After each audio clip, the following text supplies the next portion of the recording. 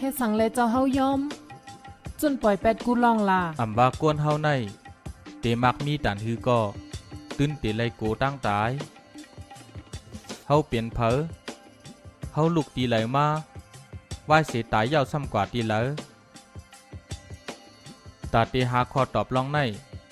มันหลำลองเลอเสสายเสอเฮายาวข้าย้อนให้เจ้าเฮาเมื่อตีมึงมาคาถาจอมข้าเจ้าปิ่นปีศาจล่าเฮ็ดปันหอข้าอยู่เจ้าเฮาเตอำโชคลองหยับใจสังป้อเจ้าเมื่อพึกแก่งกำตีนั่นเป็นสังเจ้าเฮาเตแทงข้าขึ้นปอกกำสองหล่าข้าในเป็นก้นเมืองเวสาลีมีคนหอคำผู้ยิ่งใหญ่ตั้งนำใครไล่ข้านะข้ายอมน้อมเยาข้าอย่าไปแทงความข้าแทงเสกเฮาอำกว่าจ้อมสู่ไล่อย่าเอาลองอ้อยหลีเสมาเท่าไว้สู่ถูกลีปล่อยเฮากว่าข้าเป็นก้นก็อันก้นตั้งนำใครไล่เดเจมเมื่อข้าหันเจ้าเฮาและตั้งหักยาสดฉลาอันมีต่อเจ้าเฮาข้าก็ในก็เหลือนไม่ย่อนเปิดตั้งคอยปอคันรับตานอนก็พังหังอันเล่าหลงเจ้าเฮาใน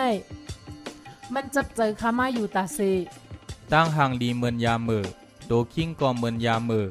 มันผังไว้อยู่ในออกอเฮาเผื่อออกป่วนมันไรเย้าจังเตหูว่าตัวเจ้าเก่าตกอยู่ในเหล่าลึกข้าในเป็น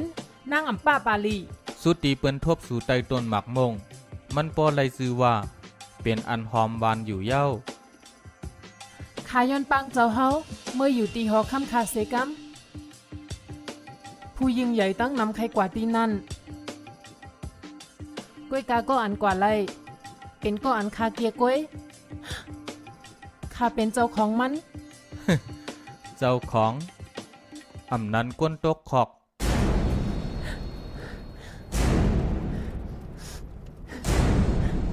เจ้าเฮาหูไรจังหือว่าข้ามีตั้งขี้เหงา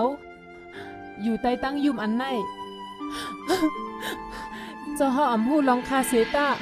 ก้วยกายังป่องใจตั้งตุกค่าป้อเจ้าเฮาอยู่จอมคาเต้